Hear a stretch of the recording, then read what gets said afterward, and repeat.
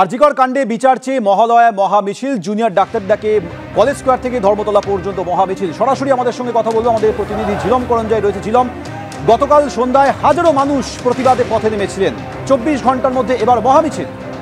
मेरा सफेद तुरंत खुले, भरपूर झाग दे और इसकी स्मार्ट साइंस दे स्मार्ट केयर और फ्रेशनेस। मेरी चॉइस मेरा सफेद।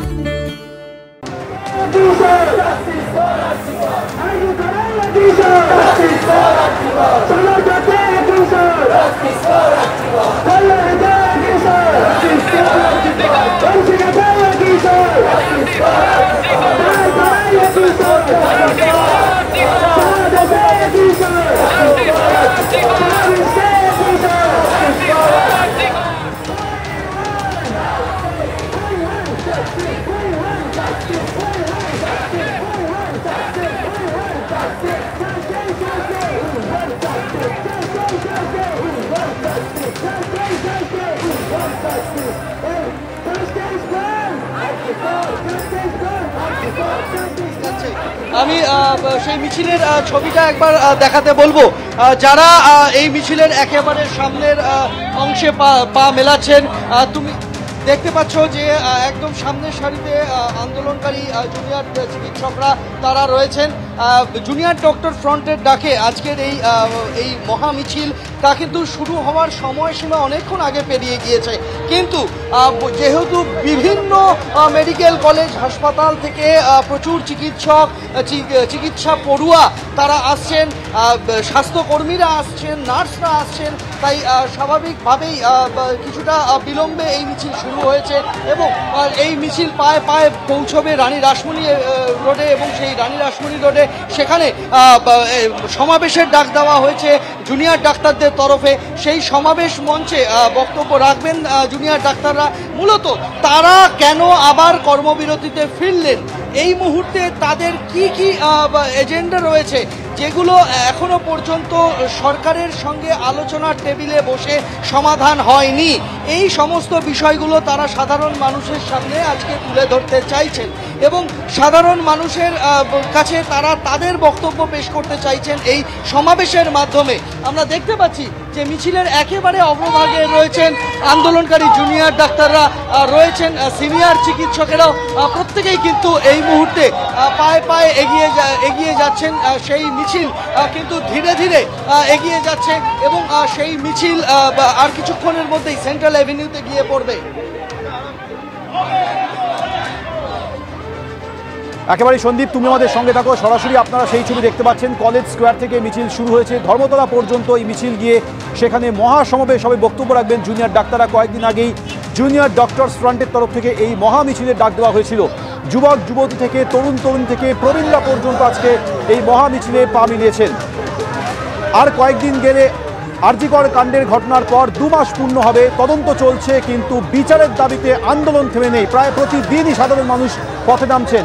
রাত দখল, ভোর দখল, পথ দখল, মশাল মিছিলের পর এবার মহামিছিল। কলেজ স্কোয়ার থেকে শুরু হয়েছে মহামিছিলে জুনিয়র ডক্টরস ফ্রন্টের তরফে যেমন জুনিয়র ডাক্তাররা আসছেন, স্বাস্থ্যকর্মীরা যোগ দিচ্ছেন, নার্সরা যোগ দিচ্ছেন, সিনিয়র ডক্টরসরা যোগ দিচ্ছেন, সাধারণ মানুষরাও প্রতিবাদে সামিল হয়েছেন। তাদের একটাই দাবি, বিচার দিতে হবে। এই মুহূর্তে আপনারা সরাসরি দেখতে পাচ্ছেন। আমাদের সঙ্গে রয়েছে আমাদের প্রতিনিধি ঝিলম করঞ্জাই। ঝিলম, কলেজ স্কোয়ার থেকে মিছিল শুরু হয়ে গেছে, কি প্রস্তুতি?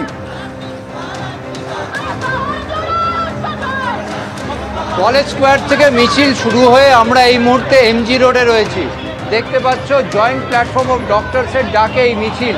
সেই মিছিলে যারা এই সমাবেশ হয়েছে, যে মিছিল হয়েছে জুনিয়র ডক্টরস ফ্রন্টের পক্ষ থেকে সেই ডাক দেওয়া হয়েছে এবং তারা এখানে জমায়েত করেছেন। যারা রয়েছেন তাদেরকে তুমি দেখতে পাচ্ছ, তাদের সঙ্গে কথা বলবো এবং জেনে নেব আজকে আপনাদের মিছিলটা কী জন্য। দেখুন, আমাদের তো প্রায় 2 মাস হয়ে গেল যে আরজিকরে নারকীয় ঘটনা ঘটেছে, সেই ঘটনার এখনও অবধি আমরা বিচার পেলাম না। সেই ঘটনার পরিপ্রেক্ষিতে আমাদের যে দাবিগুলো ছিল সেই দাবিগুলো কয়েকটা অবশ্যই আদায় হয়েছে, ইম্পর্টেন্ট দাবি আদায় হয়েছে, কিন্তু বাকি যে প্রতিশ্রুতিগুলো সরকারের তরফ থেকে দেওয়া হয়েছিল সেই প্রতিশ্রুতিগুলো এখনও অবধি মেটানো হলো না। আমরা তাদের ইমপ্লিমেন্টেশন চাইছি। কলেজগুলোতে সেফটি সিকিউরিটি যে দাবি ছিল সেই দাবিগুলো অবিলম্বে যাতে মেটানো হয়। আমাদের সেই দাবিগুলো যেমন রয়েছে, তেমন আমাদের দিদির বিচারের যে দাবি ছিল সেই দাবিগুলো রয়েছে। অর্থাৎ সেই মিছিল এগিয়ে চলেছে, দেখতে পাচ্ছ পায়ে পায়ে এগিয়ে চলেছে কলেজ স্কোয়ার থেকে ধর্মতলার দিকে। এবং তোমাকে এর মধ্যে জানিয়ে রাখবো, এরই মধ্যে আরজিকর মেডিকেল কলেজ হাসপাতালের এমার্জেন্সিতে গতকাল রাতে এক মহিলা চিকিৎসক পিজিটি তার ওপরে যে ব্যবহারের গণ্ডগোল, তার সঙ্গে রোগীর পরিজনদের গণ্ডগোল হয় এবং যেটা জানা যাচ্ছে যে অভিযোগ যেটা জমা পড়েছে টালা থানা এবং কলেজ কর্তৃপক্ষের কাছে যে পিজিটিকে অভব্য ব্যবহার করা হয়, মহিলা চিকিৎসক তাকে মারধর করার হুমকি দেওয়া হয়, তাকে প্রাণনাশেরও হুমকি দেওয়া হয়। এবং এই যে আবহ, গতকাল মিছিল হয়েছিল, আজকেও মহামিছিল হচ্ছে জয়েন্ট প্ল্যাটফর্ম অফ ডক্টরসের পক্ষ থেকে এবং তারই মধ্যে আরজিকর মেডিকেল কলেজ হাসপাতালে এই ট্রমা কেয়ারে গতকাল রাতের এই ঘটনা নিয়ে যথেষ্ট চাঞ্চল্য ছড়িয়েছে। আমরা কথা বলবো, একজন জুনিয়র ডাক্তার রয়েছেন, তার সঙ্গে কথা বলবো। আজকে আপনারা যে মিছিলে পথে নেমেছেন, মানুষ যেভাবে সাড়া দিচ্ছে, কি মনে করছেন, আপনারা কি বিচার পাবেন? মানুষ যদি সাড়া দেয়, মানুষ যদি সাড়া থাকে, তবেই আমরা বিচার পাবো। আমাদের এই বিচারের জন্যে আমরা আজকে এগিয়ে এসেছি। আজকে আপনি দেখতে পাচ্ছেন এই লড়াই শুধু ডাক্তারদের লড়াই না, হেলথ কর্মীদের লড়াই নয়, এই লড়াই কিন্তু পুরো রাজ্যবাসীদের। তাই জন্য এখানে দাঁড়িয়ে আমরা বলতে পারছি যখন সবাই আছে তখন আমরা বিচার পাবো।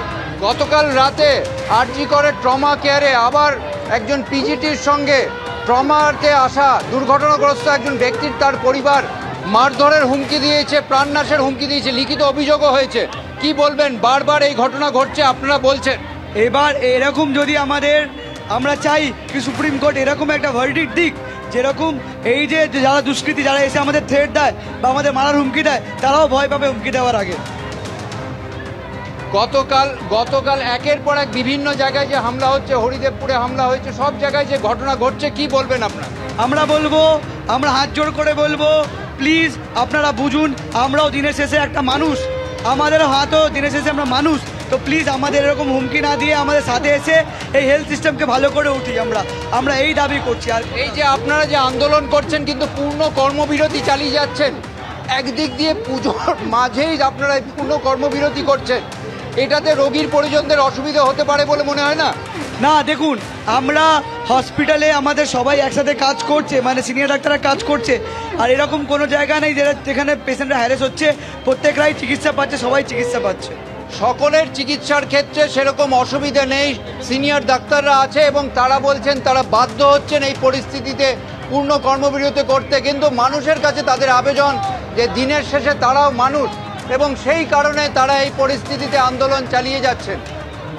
ঝিলম, তুমি আমাদের সঙ্গে থাকো। আপনারা সরাসরি সেই ছবি দেখতে পাচ্ছেন। কলেজ স্কোয়ার থেকে এই মুহূর্তে মিছিল এগিয়ে চলেছে ধর্মতলার দিকে, রানী রাসমণি রোডে গিয়ে সেখানে মহাসমাবেশ হবে। এই মুহূর্তে মিছিল রয়েছে এমজি রোডে। আমরা আবারও চলে যাব, আমাদের প্রতিনিধি সন্দীপ সরকার রয়েছে আমাদের সঙ্গে। সন্দীপ, সুপ্রিম কোর্টের যে হিয়ারিং হয়েছিল তাতে জুনিয়র ডাক্তাররা হতাশ বলে জানিয়েছিলেন, তারপর তারা 10 দফা দাবিপত্র পেশ করেন। আজকে এই মহামিছিলের পর এই দাবি যাতে সরকার পূরণ করে অবিলম্বে, তার জন্য তারা কি ভবিষ্যতে আরও আন্দোলন করবেন, কি বলছেন?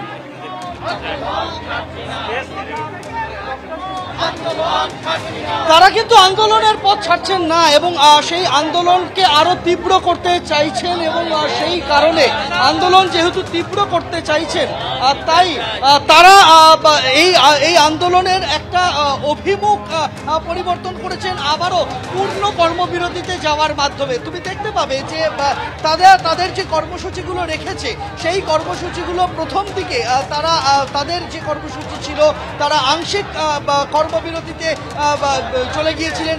সেই আংশিক কর্মবিরতি থেকে আবারও কিন্তু তারা সম্পূর্ণ কর্মবিরতিতে তারা গিয়েছেন এবং তার সঙ্গে সঙ্গে তারা তাদের যে দাবিগুলো রয়েছে সেই দাবিগুলো কিন্তু তারা নতুন ভাবে সেইগুলোকে সামনে তুলে এনেছেন এবং সেই দাবিগুলোকে নতুনভাবে সামনে আনার মাধ্যমে তারা তাদের বক্তব্য সরকারের কাছে পৌঁছে দিতে চাইছেন। তাদের দাবি কি? তাদের প্রথম এবং প্রধান দাবি দ্রুত দীর্ঘসূত্রতার জালে না জড়িয়ে তদন্ত প্রক্রিয়া এবং বিচার প্রক্রিয়া শেষ করতে হবে। তাদের দ্বিতীয় দাবি রাজ্যের স্বাস্থ্য সচিব তার অপসারণ। এই দুটো দাবির পাশাপাশি বাকি যে সমস্ত দাবি রয়েছে সেগুলি সবটাই হচ্ছে তাদের নিরাপত্তা সংক্রান্ত, তাদের সুরক্ষা সংক্রান্ত, হাসপাতালে তাদের পরিকাঠামোর উন্নয়ন সংক্রান্ত। এই দাবিগুলো নিয়ে সরকার আবারও তাদের সঙ্গে আলোচনার টেবিলে বসুক, এই বিষয়টাই কিন্তু তারা চাইছেন। তবে সেই আলোচনার দরজা কিভাবে খুলবে, কোন পথে খুলবে তা কিন্তু তাদের কাছেও অজানা। ফলে এই মুহূর্তে বলা যেতে পারে যে যে কর্মবিরতিতে তারা রয়েছেন, এই কর্মবিরতি যে আপাতত তাদের সেই সিদ্ধান্ত পরিবর্তন হচ্ছে না তা বলে দেওয়া যায়। বিভিন্ন কর্মসূচি পুজোর কদিন তারা রাখতে চাইছেন, পুজোর মাঝেও কিন্তু নানান কর্মসূচি তাদের থাকবে, সেরকম ইঙ্গিত কিন্তু তারা দিয়ে দিয়েছেন। যারা জুনিয়র ডাক্তাররা রয়েছেন, সেই জুনিয়র চিকিৎসকেরা তারাও কিন্তু তাদের এই কর্মবিরতি সংক্রান্ত যা যা ইস্যুস রয়েছে সেগুলিকে সরকারের সঙ্গে আলোচনার টেবিলে নিয়ে যেতে চান। আপনাদের এই মিছিল এবং অন্যান্য যে আন্দোলনের অভিমুখ আমরা গত কয়েকদিন ধরে যা দেখছি, আপনারা পূর্ণ কর্মবিরতিতে ফিরে গিয়েছেন। সেই জায়গায় দাঁড়িয়ে এই মুহূর্তে এই আন্দোলনকে আপনারা কোন জায়গায় পৌঁছাতে চাইছেন এবং আপনারা সরকারের সঙ্গে আলোচনার যে দরজা সেটা কি খোলা রেখেছেন, বা এখনো পর্যন্ত কোনো ডাক এসেছে সরকারের সাথে আলোচনা টেবিলে বসার? দেখুন, আলোচনা দরজা সবসময় খোলা আছে, খোলা ছিল। আমরা আবার মেল পাঠিয়েছিলাম যখন আমরা কাজে ফিরি স্বাস্থ্যভবন অবস্থানের পর, তখন আমরা বারবার করে মেল করেছি যে এইগুলো জিনিসকে অ্যাড্রেস করুন, থ্রেড কালচারকে অ্যাড্রেস করুন। থ্রেড কালচার অ্যাড্রেস করা হলো না, কিন্তু এটা হলো যে লোকজন যাদের উপরে অ্যালিগেশনস আছে, গম্ভীর অ্যালিগেশনস আছে, যারা থ্রেড কালচার চালাচ্ছে, তারা মিডিয়াতে বেরিয়ে আবার বাইট দিচ্ছে যে ওরা কিছু করেনি, ওরা প্রো গভর্নমেন্ট। তাহলে কি এত মানুষ, সাধারণ মানুষ কি অ্যান্টি গভর্নমেন্ট? আমরা তো চাইছি যে ব্যবস্থাটা ভালো হোক, একটা মানে ভালো ভালো স্টেপ নেওয়া হোক, যেটা আমরা অলরেডি কনভে করেছি যে সেন্ট্রাল রেফারেল সিস্টেম হোক। যেহেতু মানে মানুষ এত দূর ধরে পেশেন্ট নিয়ে আসে, তারা বুঝতে পারে না যে কতটা বেড ফাঁকা আছে, কোথায় বেড ফাঁকা আছে, তাদেরকে একদম ছুড়ে দেওয়া হয় জুনিয়র ডাক্তার কাছে। তারা রেগে যায়, তারা আবার অ্যাকশন নেয়, যেটা একদম বাজে। কোনোভাবেই ডাক্তারদের উপরে হাত তোলা যাবে না, কেন কি ওরাও ওখানে ট্রিটমেন্ট করতে বসেছে। ওরা তো মানে যখন মানে লাইফ থ্রেটনিং সিচুয়েশন আসবে, তারা কি করে ট্রিটমেন্ট করতে পারবে? আর আমরা এই যে আবার কর্মবিরতি করেছি, আমরা এইগুলো দেখে করেছি। তাতে আমরা এটাও দেখছি যে সিবিআই সুপ্রিম কোর্টে, সেশনস কোর্টে তাড়াতাড়ি নিজের মানে কাজটা করছে না, ডিলে হচ্ছে। একেবারেই সন্দীপ, অর্থাৎ জুনিয়র ডাক্তার যেমন থ্রেড কালচার নিয়ে সরব হয়েছেন এবং আগামী দিনে তাদের এই আন্দোলন আরও তীব্র হবে বলে তারা জানিয়েছেন। ঝিলম এবং সন্দীপ, তোমাদের দুজনকেই আপাতত ধন্যবাদ।